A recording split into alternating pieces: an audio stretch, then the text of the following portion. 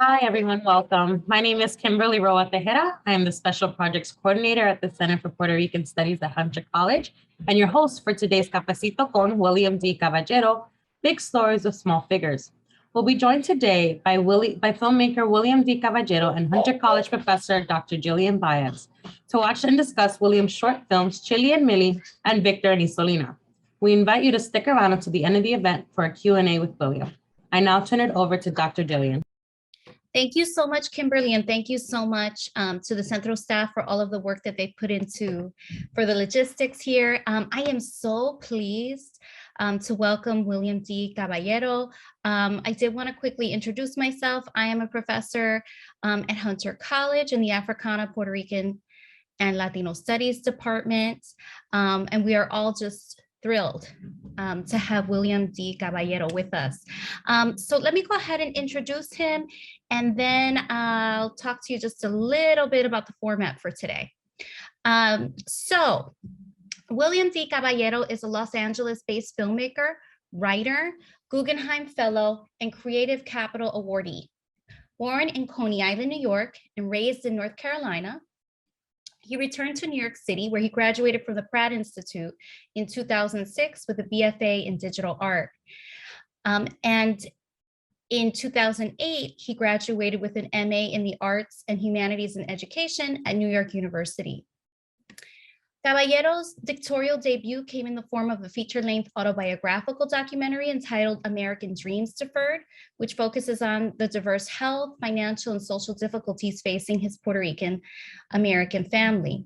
And I want to just say, this is how William and I met at the College of Staten Island a number of years ago when he presented his work there, and I was a faculty member there at the time. American Dreams Deferred was selected for the NALIP. NALIP is the National Association of Latino Independent Producers. It was selected for their Latino Producers Academy, eventually receiving the first annual HBO NALIP documentary grant. 5 years after its conception, it went on to have a national television premiere on CBS in December 2012. Post-premiere, he has screened the documentary at over 40 American universities. He has completed a number of projects. He's actually quite prolific, including the 2012 macro short film Seed Story, which features a cast of hundreds of 1-inch tall plastic hand-painted figures, which debuted at the Slam Dance Film Festival and later became a Vimeo staff pick. Caballero's next accomplishment was Grandpa Knows Best, a web series featuring 3D printed miniatures of his Puerto Rican grandfather. And that's actually one of my favorite works of his. And the series was later licensed by HBO for 2 seasons and culminated in a short film entitled Victor and Isolina, which premiered at the 2017 Sundance Film Festival. And we will be watching that today. In January 2017, Caballero released Storyboard USA, a web series aimed at empowering diverse young people to tell their stories through creative arts and media. The show features 3D printed miniatures of Caballero as the show's host and was funded by Latino Public Broadcasting. Also, in 2017, Caballero was chosen as one of 10 filmmakers for the Sundance New Voices Lab held in LA. From 2020 to 2021, Caballero received funding from Latino Public Broadcasting to create Chili and Millie, which we'll also be seeing today, which is an animated short film about his Puerto Rican parents that premiered at the 2022 Sundance Festival. And I just want to give a shout out. His mother is here, so welcome, Millie. And he continues to work on many projects, some of which I'm hoping that he'll have a chance to talk with us about later in the Q&A. So we'll give him a warm welcome in just a moment. I want to say just a quick note about format. William is going to talk for a bit about his work. He's also going to screen the 2 films that I mentioned. He may also screen some other clips of other films that he's worked on. And then later on in our session today, we're going to open up questions to the floor. So all audience members will have a chance to ask questions via the chat function. So I will stop here. So let's all give a warm welcome to William Caballero. Thank you, Jillian. That was a very great introduction. I'm going to make you my PR person twice over. So you're going to be my public relations and Puerto Rican person. So congratulations. Thank you. Yeah, thank you so much. It's so great being here. And I am just a filmmaker who found his voice and his reason for being through the creative arts. And I'm committed to not just sharing my vision, but also inspiring others and teaching others how they can tell their own stories in their own unique voice. And so to touch upon what Jillian was saying, I was born in New York City. I was born in Coney Island in the housing projects, but due to the crack epidemic, the gang warfare of the 80s, late 80s, my family relocated to Fayetteville, North Carolina. So it was like a mass exodus of like my mother's side of the family slowly moving down there. And I lived there. I went to college there for 2 years before I obtained the Gates Millennium Scholarship, which allowed me to go to college at any institution that I could really choose. And that opened so many doors. But before that, I was always signing up for like every extracurricular art activity, whether it's theater or art or orchestra. I was always very much immersed in the arts. And so again, I'm just happy very much to be here. Thank you. Do you want me to keep going? Yeah, sorry, it took a second to unmute myself. Okay. Yeah, no, that's wonderful. So can you talk a little bit about that first film, American Dreams Deferred, and just sort of what your process was like to get there, and how that might have shaped your later work? Sure. So I started American Dreams Deferred is a project that I started in my last year of graduate study from NYU. And I, for the class, and I tell the story often because I feel it's very, very important. I remember the teacher, this older white woman, for this documentary production class, for the very last paper we had to do, we could either write a 10-page paper on a documentary that already existed and just break it down and analyze it, or create a 10-page treatment for a documentary that we would want to shoot and we want to create hypothetically. So I'm like, you know what, I'm going to create this film about my family, because there's lots of stories of my father who was a diabetic with kidney failure, of cousins fighting with addictions, things of that nature. And I think these stories need to be heard. So I remember writing the assignment at first was writing a one-page summary, and then if the teacher approved the idea, then we would have permission to write the entire 10-page treatment. So I remember writing the one-pager and then having this professor give me the paper back saying, see me after class. And I've always been like a good straight A student. I've never at all gotten papers as like, see me after class. I was kind of, very much worried. And I saw her after class and I said, hey, is something wrong? And she's like, yeah, I don't think you want to do something like this because documentaries about people's families aren't really that interesting. And nobody is going to want to see a film about your family. And I remember the way she pointed at me. I remember the way she just like said that. And I remember like time stopping and me feeling like I was standing at a crossroads of like one direction, one path is me always being obedient to what the teacher wants, because I was always, a good student, or I could defend myself from this woman who pretty much like blew up and gave me like a microaggression right to my face, saying that my stories of my family and my culture aren't worth telling.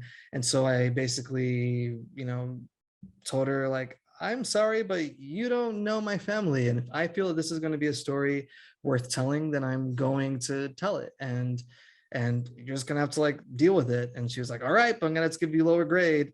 Any case, I passed the class with an A- instead of an A. Not a big deal, but I was still able to create American Dreams Deferred, which would later, which would be one of the most important projects of my life, because that inspired me to continue more and more creating projects. It's the only feature project I've worked on. And I started it in 2007. And then by 2018, it showed nationally on PBS. It got me a $10,000 grant from HBO, and it really helped inspire all of these projects. And the two animated projects we're going to see later, Victor Isolina, as well as Chillian M, they all stem from American Dreams Deferred. So I'm actually going to show you about like 3 minutes of American Dreams Deferred. And yeah, you'll see what I mean of it connecting with other projects in a bit. So I click share screen, I click video, I click share. I now have to look for the video. It's a whole new process that now I'm used to with Zoom. Okay, I got it. So I press open. Okay, you guys can see the see the screen? As a kid, moved to There we go. thought that moving up, that wasn't the case. Okay, I just fast forwarded it a little bit, skipping the 2.5 minute intro.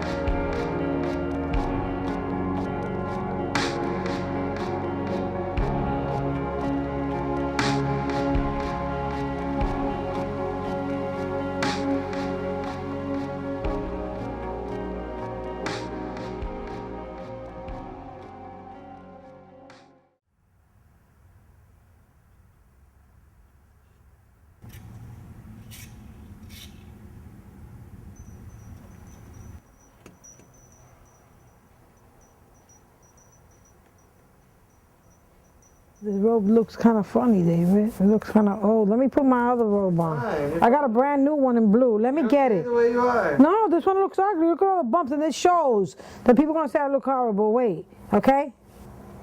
Does that look better now, the robe? Yes. It's nice and warm too. It was in 1981, almost 82. 81, and we worked together. It was called the Federation of the Handicapped, and then we got married in 1994.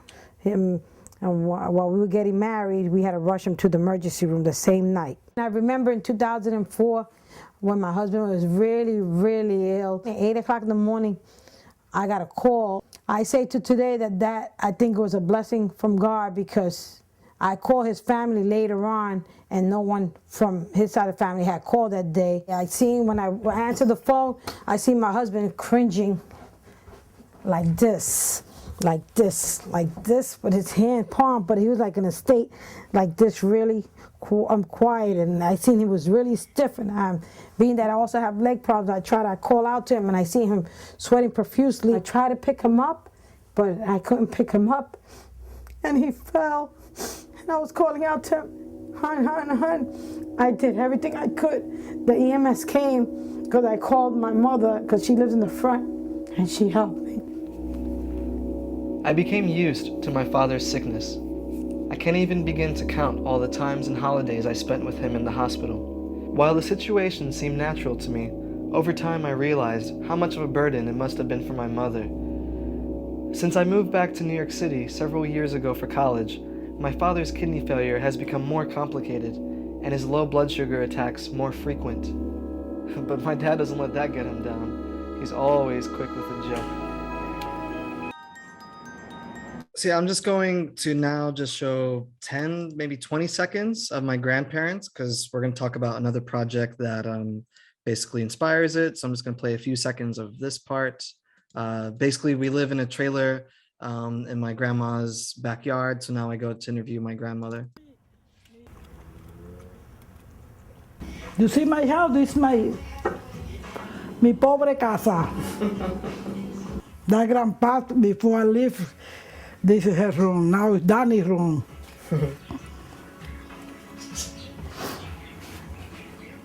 Why did Grandpa leave? Because I throw out. Because he's a bad boy. Why I'm here? Yeah. Because she threw me out. No. Your grandma, I can't understand. Do I show this? We have to show this. Come on, I show you. I show you everything. In my kingdom. Eso sale ahí en la TV. That's fine. Yeah, over here is mine. Over here is my church. My church where I pray. See? And my bicycle, rolling the pedal, rolling the pedal, rolling the pedal. Over there, the closet. You see where I got some clothes. Yeah, so I'm going to connect that in a little bit. Yeah, so those are scenes from American Dreams Deferred. We also follow a few other family members, and as well as my role with them.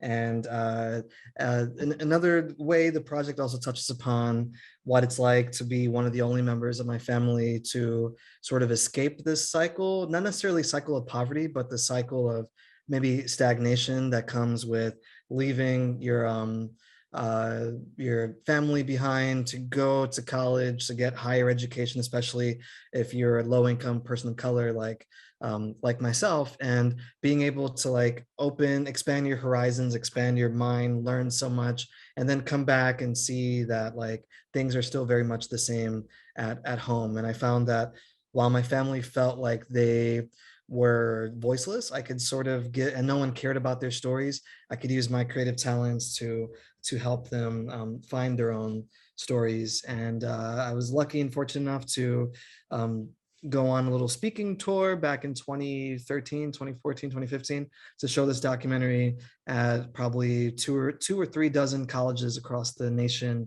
as well as educational institutions and high schools. So that was really rewarding. And again, it came at a pivotal moment of my life where I, if I didn't do this project, my career would have taken off in a much different trajectory. But I did this project. It meant a lot to me. It meant a lot to my family, and it meant a lot to the people who saw it. And it inspired me to keep on working in this vein of telling stories about them. Before we move on to talking about some of the other films which are based on some of the themes and certainly some of the family members that you highlight in this first film, I'm curious to know about reception.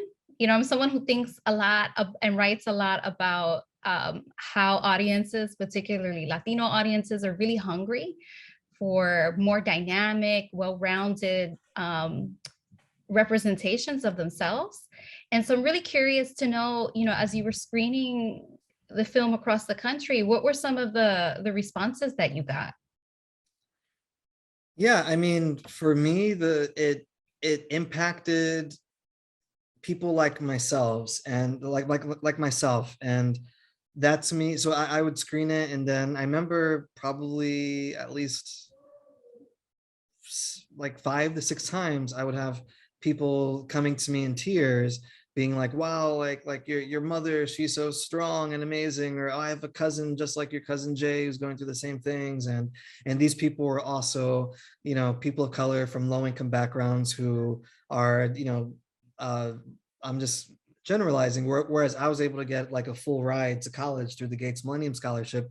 People who are probably working 2 jobs to put themselves through college, who also feel like they like stories about themselves or created by people who are like them aren't really out there. And going back earlier to my growing up, like I remember putting on the TV and very rarely seeing any positive representations of Latinos on TV. If it was a Latino man, he was a drug dealer, he was a gangster. If it was a woman, she was a maid, or she was like a bimbo, like an airhead. And I never saw someone like me, like a little nerdy Puerto Rican kid who played the violin that was like really smart and geeky. Like I never saw those representations. And for me, I think like that ability to have to grow up knowing that, hey, like, why aren't we being represented? But then also through education, being able to learn the skill set, I was able to become the role model. I mean, I guess you can say role model, a source of inspiration to the younger generations. That way they won't have to feel like they're growing up devoid of, authentic, not necessarily positive, but authentic representations of people that look like them. So that was really great. Like, honestly, no one hated the documentary. I think they appreciated it because the universality of, hey, my grandparents may speak with accents, but the way that they treat me and love me is indicative of how grandparents more than likely treat and love their grandkids. And I think that's important to show like the similarities, because we're all humans, we're all the same. Like there's nothing really that divides us. And yeah, so make a very, very long answer to your question. The reception was great. So let's go ahead and jump into talking about Victor and Isolina. Can you talk a little bit about how you came to begin that project? Sure. So you mentioned at the beginning the project that I did shortly after American Dreams Deferred called Seed Story. And Seed Story you can watch for free. Just go to Vimeo, look for Seed Story, maybe put my last name Caballero, so Seed Story Caballero. It's a 12-minute short film. Basically, I was kind of exhausted from doing American Dreams Deferred, like a feature. I wanted to go back and do something a bit more artsy. So I did this film in miniature, and it got into some festivals. But for me, it also felt a little bit too, like I was buying all of these 1-inch tall figures from stores, and they're mostly little figures of white people. And I wanted to do something where I could like just create one animated protagonist. And I knew 3D printing was an emerging technology. And so I was able to locate a really great 3D modeler, Chang Kim, who is South Korean, but was based in New Jersey. This is back when I was still living in New York. And we started collaborating on a project. He created like dozens of 3D printed miniatures of my grandfather, who you saw in the documentary. And it would later become a web series called Grandpa Knows Best. And within 2 weeks of it becoming a web series, HBO Latino reached out to me saying, hey, we want to license this show. And so fast forward several months later, I had a licensing deal where I was creating 30 episodes for HBO. And it culminated in 2016 with me creating Victor Isolina, because the web series was all about my grandfather, but there was still no, like there was a voice missing, the voice of my grandmother. And I, as you saw with the documentary, I love that exchange, and it goes on for quite a while throughout the documentary, of the sort of he said, she said between my grandma and my grandpa. And so I started thinking, what if I were to lift that audio, even though I shot that years ago, and put it in this new short film, Victor and Isolina? Because one thing I've learned too is that as an artist, you can steal from yourself whenever you want. Like I still think maybe, 20, 30 years from now, I may steal from Victor and Isolina and use that for like a newer project. Like you're totally free to do that. And so I created this project, and I'll show you that, and we'll talk about where it took me after we're done. Share screen, video.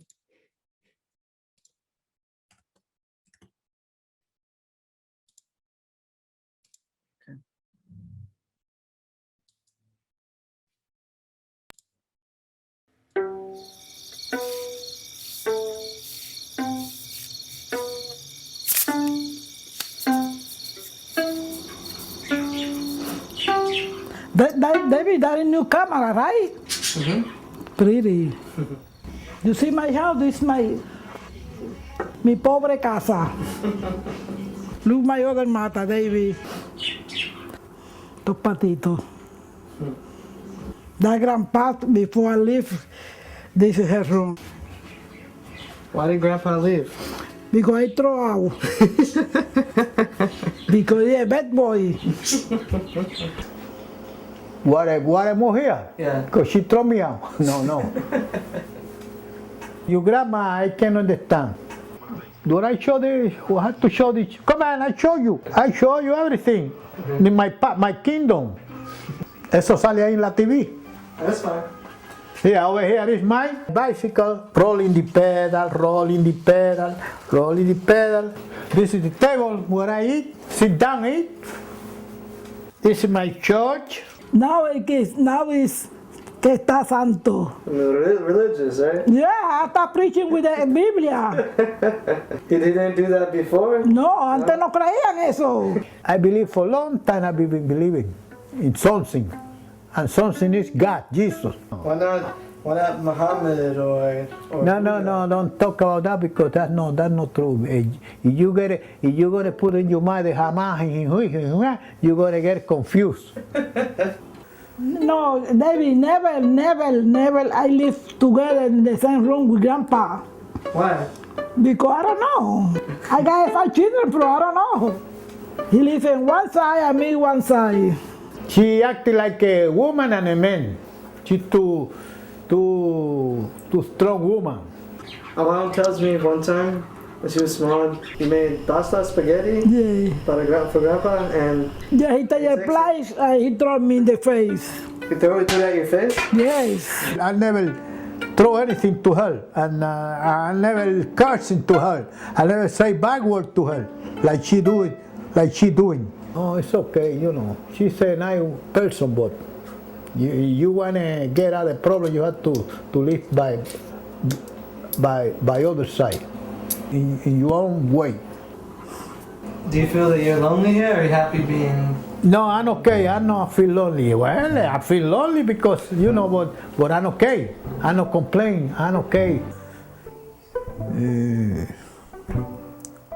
Thank God to what I got.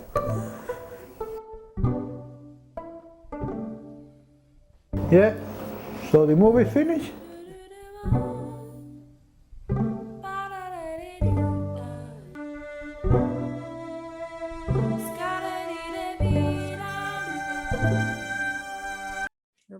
Stop that there. Yeah, so that's Victor Isolina, and you could see that it's a departure from American Dreams Deferred, but you can also hear how I used that audio of my, and I know I just showed a little bit of my grandma showing the house, and this is before I kick your grandfather out, and then my grandpa rolling the pedals, and it goes on for much longer in the documentary. But yeah, I just lifted audio from that conversation that I had shot almost 10 years before at that point, and created this short film, which I love because each shot is just full of such vibrancy, such this like unique, very tangible, tactile quality.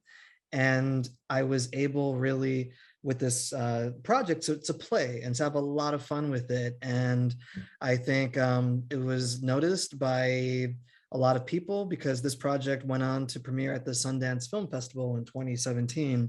And Sundance is the be all end all of festivals, especially in the United States. And the acceptance rate to get into Sundance is around 0.5%. A funny statistic is that it's harder to get into Sundance than it is to get into Harvard. But I got in and I thought that was really amazing. And I got in with the project again about my family, a project that I didn't have to create a film if I create a film like this, maybe it'll get into Sundance. No, I created a film that I loved, that spoke a lot to me, to who I am, and I submitted it to Sundance and it got in. So it was no compromises made. And again, on this trajectory where everything that I create sort of has its roots in American Dreams Deferred. And you're going to see even more of that when I show you Chili and Millie in a few minutes from now. Yeah, but it's Victor Isolina would also help me get the Guggenheim Fellowship in 2018. It was my first time applying, and the Guggenheim is something that some people usually apply many, many years until they finally get it. So and it also helped spark me, or it helped motivate me to move to Los Angeles. And by the end of 2017, I moved to LA to try to see where I could go with this filmmaking career. That's great, William. Why don't we go ahead and jump into Chili and Millie, just so we have time to talk about it and screen it. And maybe I'll be able to squeeze in another question before I open everything up to the audience. Great. Okay, so yeah, here's Chili and Millie. I worked on this last year, and it's my most recent project. And you're going to see the evolution of style, how I refined some aspects from Victor Isolina to tell this really poignant story about my parents. Can you guys still see me as I'm searching for the file? Just like me staring blankly at my screen? We still see you. It's the most awkward moments. I'm sorry, there's a few different, okay, I think this is open. Hopefully it doesn't have to download. No, that's not it. It's okay. This is very difficult toggling back and forth between different video files. Okay. I found it. Yep. Okay. Just many different versions.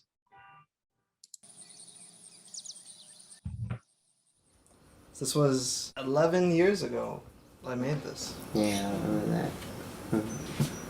The beautiful beginning to where you started off like that. Yeah, the colors of the flowers, my mama. Got the trail in 1994. 94? Yeah, it's legally ours, but now it's deteriorating. And then the siding, the roof needs a whole new roof. The robe looks kind of funny, David. I got a brand new one in blue. Let me get it. The way you are. No, this one looks ugly. Look at all the bumps, and it shows that people are gonna say I look horrible. Wait, okay? Does that look better now, the robe? Yes. My hands hurt me. What's wrong with your hands? Nerve damage. Feel like needles sticking in my hand. A lot of needles. My experience of death was that I felt myself floating in a fetal position. That's what I felt, just floating. It would feel so good. Have you ever done this? Stood beside your bed and just went back? You ever done that? Yeah. That's the same way I felt going back into my body. You know, the last few years weren't easy for him, nor I as a wife, because the way I loved him, I couldn't, help. That's why he was a warrior. I say that the word fighter, his name should go right underneath.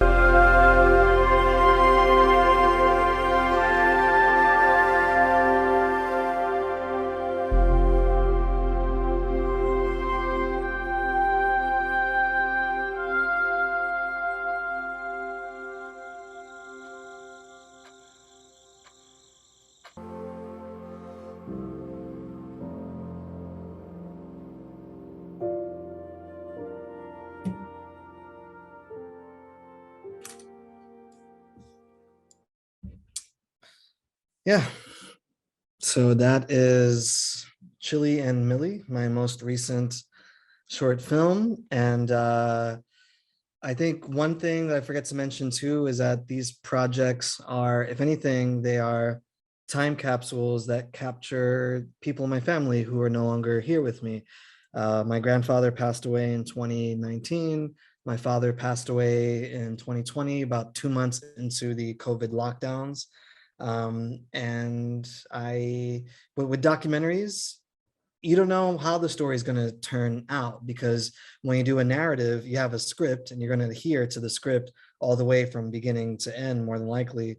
But with documentary, there's that magic of not knowing how the story is going to unfold. And I am just really, fortunate that I was able to create this project about my family, which also got into Sundance earlier this year too. So I've been at Sundance twice. So I went from somebody who was not born into much resources, not access to a lot of resources or privilege, and yet I've gotten into this highly prestigious film festival twice for leaning into the family that made it all possible. And again, would not be able to do this without my mother, I hope she's still on the Zoom chat. She's very modest, but she's watching this, and I am just very fortunate to be able to continue to grow as an artist and a storyteller, and a Puerto Rican one at that. William, there's some great comments in the chat. I hope that you're seeing them. Yeah. It's such a beautiful, beautiful, beautiful piece. I'm wondering if you could talk a little bit about the aesthetics that you chose for you alongside Chang Kim, right? Who did who worked with you on the 3D animation.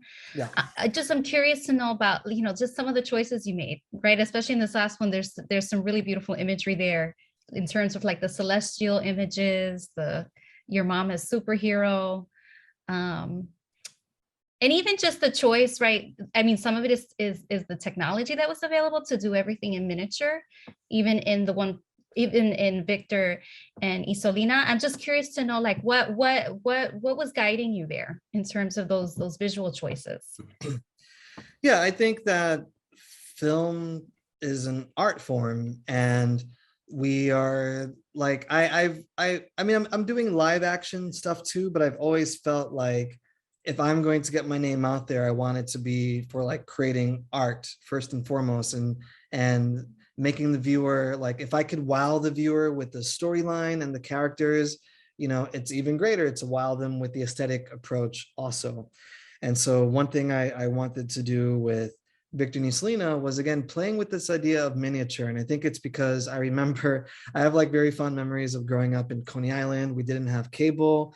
We had just like a few channels, but my favorite show was Shining Time Station, and on Shining Time Station, they would show Thomas the Tank Engine episodes, and I love that miniature view world of world building of the show. I thought it was really unique and amazing, and I always felt like, I want to create something like that one day.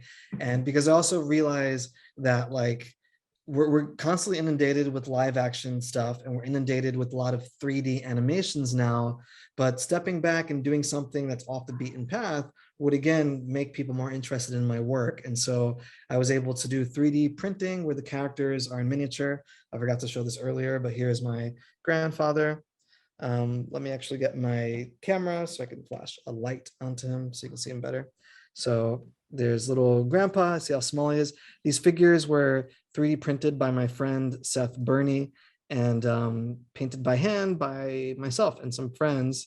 And you see how small it is. But yeah, this is all like miniature, how I created this. I put this all together, painted by hand. Here's my grandma, she's a bit bigger. Unfortunately, her cane broke, so she looks a bit silly, but with 3D printing, like if I were to drop this from this height, it would be like her arm would break off, her feet would break off. And so I wanted to move away from using 3D printing, even though it looks amazing, because it was so time consuming. And so for Chilly Millie, I tried a new approach called compositing, where the sets are still hand built. So the sets for both Chilly Millie and for Victor Isolina hand built, but whereas Victor Isolina had 3D printed characters, for Chilly Millie, there are no 3D printed characters of my mother or father or myself.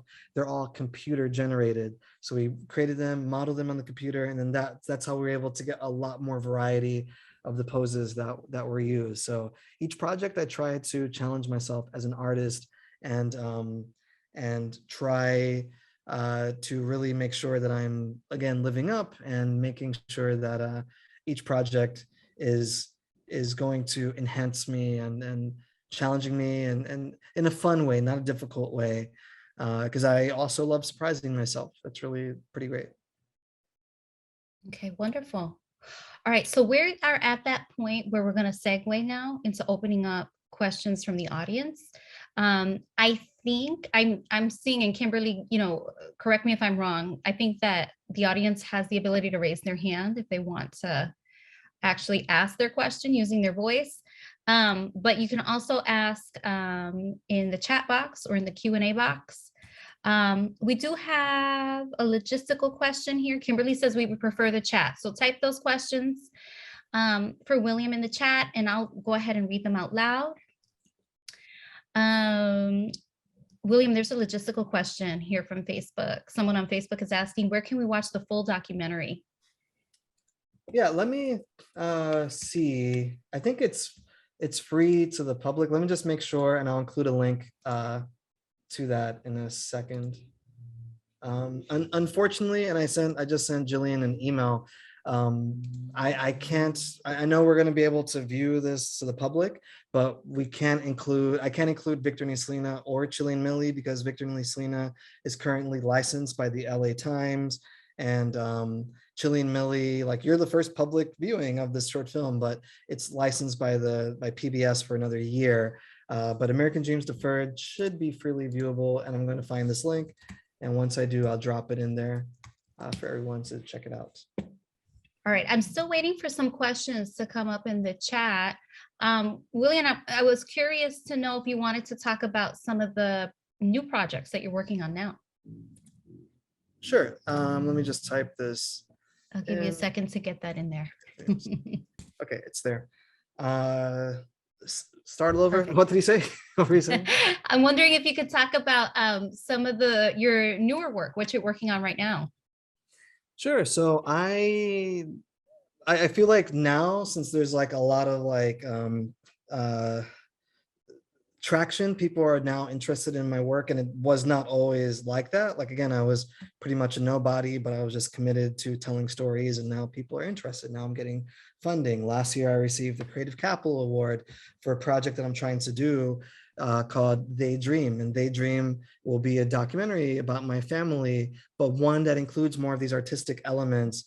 And it's a project that will be creative. I'm still trying to figure out the narrative approach, but we're going to look at featuring people in my family who were featured in American Dreams Deferred, see how their stories are progressing and animate their stories, but also not just have it be like, I don't want to get too into it, but I'm still figuring out like the central premise of it, but it's a project that will probably take me a few years to complete. I've also received some funding from Latino Public Broadcasting for this project. So there's a lot of promise for this project particularly. And I also know that I'm here in Hollywood and I'm trying to break into the more commercialized aspect of this industry. Because I think that my skills can translate to like maybe a streaming show. So I'm working on a short film, and that short film deals a little bit, it's a comedy that I wrote, it's a narrative that I write. So again, I'm trying to like step away. Like I don't want to just be the guy that makes autobiographical works. I want to do things that are scripted, that are imaginative. And in this short film, I'm acting in it. It's a comedy about a closeted bisexual man who accidentally schedules a date with both a man and a woman at the same time at the same place. So it's a funny premise. I'm openly bisexual, and I feel that again, the more I lean into telling stories about underrepresented audiences, whether it's people of color or the queer community, the more it resonates with people. So I'm not trying to shy away from that. I'm telling stories from unique perspectives. I think that's something that really reinforces my my viewpoint as an artist who's like diverse in more ways than one. And that project is called Raul Playing Game, which is a play on words of role playing game. So during the day, the guy sees he's being played by these two animated versions of his personality who play him as if he's a role-playing video game. So they choose between dialogue choices that occur in his mind as he's talking. Should he say this? Should he say that?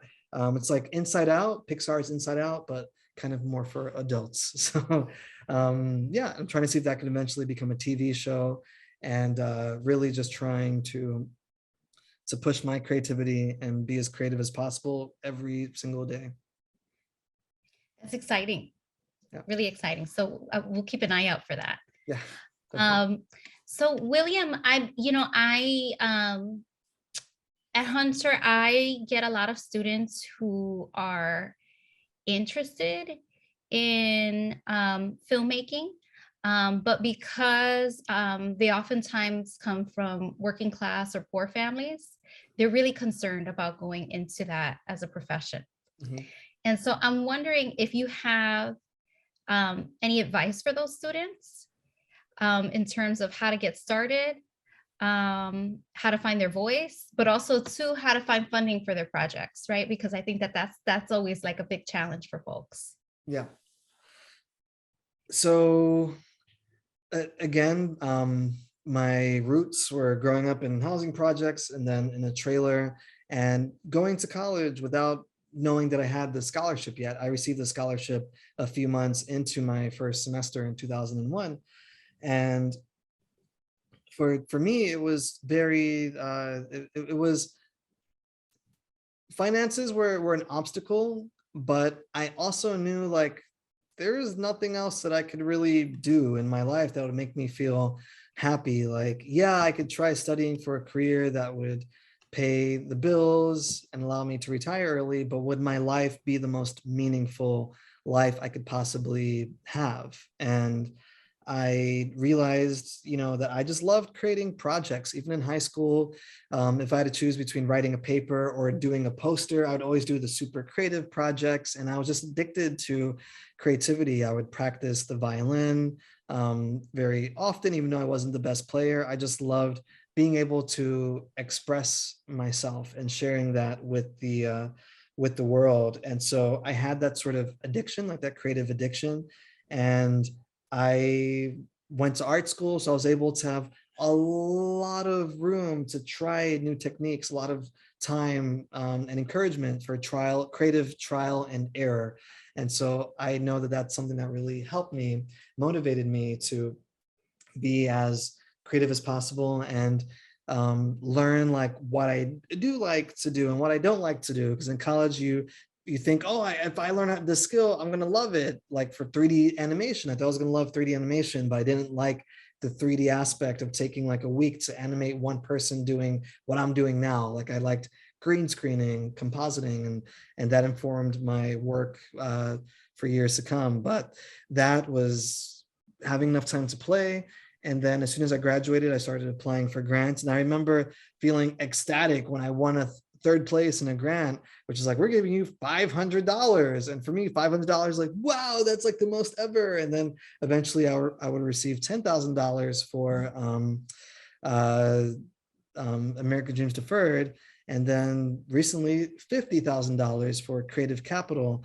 And it's all because I was able to get those bigger grants because I applied for the smaller tiered grants. And then I got a lot of those small grants. And then the Guggenheim took me to this next level, and now Creative Capital. So beyond that, I don't know, the MacArthur Genius Grant, I'm like, hey, if you're out there, let me know. I'm here, because you can't apply for the MacArthur. You have to be nominated. But it's so cool knowing that, like, who knows, maybe one day I'll get that call.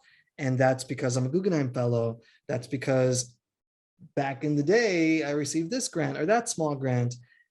And that could be all because in 2007, I stood up to that professor who didn't want me to create American Dreams Deferred, and I proved her wrong. And every day I'm still continuing to prove her wrong, and any doubters in my life who thought that stories from someone like me weren't going to be appreciated or necessary.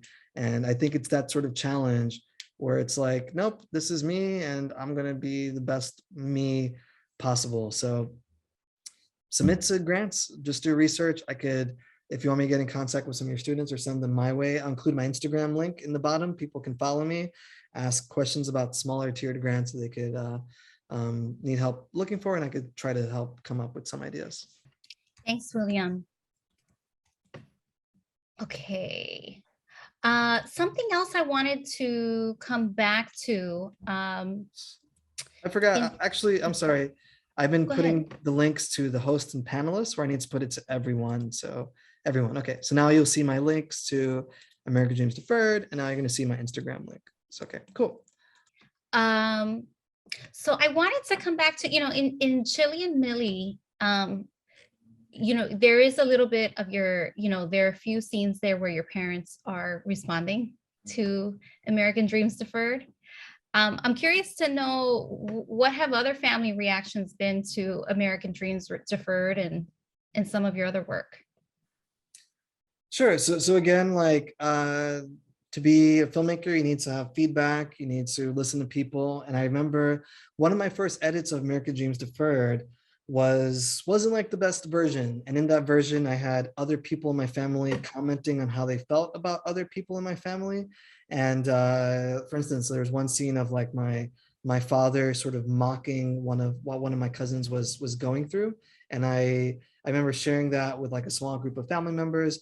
And one of my aunts, who's no longer with us, she pulled me aside and she's like, I don't really like that scene. I don't think you should have people openly criticize other people, because that's like come across as like, disrespecting, and then also me exploiting. And so I learned that very early on.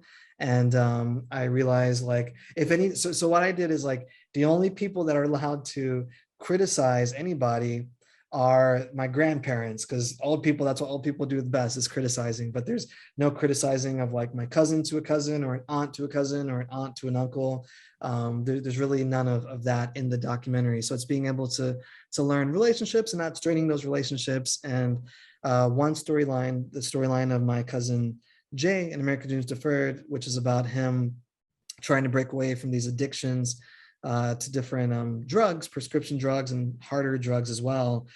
His storyline comes across as a cousin who falters, who doesn't achieve his dreams at the end of the project. But I remember talking to him right before he was going to screen, and I'm like, hey, like, do I kind of have your blessing? Are you okay with this? I know that you're perceived probably the most poorly out of everyone else, all the other subjects in this documentary. And this was a few years after I shot him for the film. And I remember him being like, no, like, I like this because for me, it's a reminder of who I don't want to be anymore. And I'm like, okay, that's great. So my documentary can be sort of motivating for you and other people, because there could be, because you are also indicative of other people of color who don't necessarily rise to the occasion, but it doesn't mean that it's too late. You can, and it's not necessarily a negative to show your story when you're at your sort of lowest, because that can inspire you and inspire others to also strive for more. Yeah, I actually, I found him to be one of the most impactful stories in my first viewing of American Dreams Deferred. And I feel like if I recall that time that I viewed it, there was, I think, a student who asked about like negative representations and how you felt about that. And my feeling was like, I think that part of that is so powerful because you're really representing sort of the full humanity of folks, right? Not just this one version of it. And I thought that was really important because the reality is there are many, many people in the Puerto Rican community and outside who struggle with addiction issues. Yep. And those are not easily resolved, and they're tied to all sorts of, just structural issues, but also to, issues within the family as well. And it's tough. And I think that the documentary does that community and your particular family so much justice in the sense that like you really get to see that full humanity there. Yeah. And you're also touching, I think, too, on issues that are really not so explored, especially in terms of thinking about issues of like chronic illness and the impact on relationships and what that means, right? In a family that might be struggling financially. And so there's a lot there, and all of those intergenerational dynamics, right, of course, are amazing. And even the dynamics right between your two grandparents, right, and what happens there in terms of like the marriage and the separation and the sort of the gender relations and their versions of the stories. So I love all of the ways in which you kind of are able to really weave together all of those details in your work and really give us these kind of like really fully fleshed out, right, human beings and the ways in which, they're making sense of their lives. Yeah. So we are coming, William, to the end. I don't know if you have any last words that you want to share with us before we start signing off. Sure. I'm typing in my website. If anybody wants to go check out more of my work, see my bio, email me. You can do that all through my website. I guess I'll leave you with three quotes that really motivate me. One is Pratt Institute's alma mater. I went to Pratt for my undergrad, and the founder, Charles Pratt, in the late 1800s said, "Be true to your work and your work will be true to you." And that's something that like struck me as really powerful back when I was going to Pratt, and still guides me today. Like, I need the work to be as like strong as possible for it to really, for like myself, it needs to speak a truth for it to resonate with viewers. So it's one quote that inspires me. The other quote is by my favorite artist from any genre, any discipline, and that's Beethoven, because Beethoven was someone who is probably the greatest musician that ever existed, who went deaf and still wrote music that's moving the world. He said something along the lines of, there have been and will always be thousands of princes. There will only ever be one Beethoven. And Beethoven was someone who didn't write music to please the aristocracy or to please the church. He wrote music for himself, and people came to hear his music, and that inspired the Romantic era of the arts, of Western music and art, which still is kind of through our life. We're still living in this sort of Romantic era where the individualistic view of emotions is still kind of rooted in Beethoven and other artists of that time. And so for me, I'm like, yeah, there is and will always be thousands of studio executives, thousands of like bullshit mainstream TV shows, people who say like, this is how art has to be, this is what film needs to be. And yet in the end, sorry, I just got to end the stream soon, but in the end, there's only one me. So I'm telling the stories as best that I can. And I think that's like really powerful. The last quote I'll leave you with, and we can wrap up, is another quote by Marcus Aurelius, who is a Roman emperor and philosopher. This one's right above my computer, Stoic philosopher. If you do the work on hand, following the rule of right with enthusiasm, manfully and with kindheartedness, and and allow no side issues to interrupt, but preserve the dignity within you, pure and upright, as if you might even now have to return it to its giver. If you make this firm, expecting nothing and avoiding nothing, but are content with your present activity in accordance with nature and with old-fashioned truthfulness in what you have to say and speak, you will live a happy life. And I think that just be true to your work. Honestly, be true and be happy every day and be happy with where you came from and do justice to that. Thank you so much, William. And thank you so much to everyone who joined us today. Yeah, thank you. And feel free to reach out. Thank you, William. Thank you, Jillian. It was a fantastic conversation. The shorts were so moving. I'm here like sobbing, so I was so glad to be off camera. But thank you both for your time, and we thank our audience here for sticking around with us to the end, and we hope to see you at future events at Centro. Thank you so much, guys. Take care. Take care. Bye, everyone.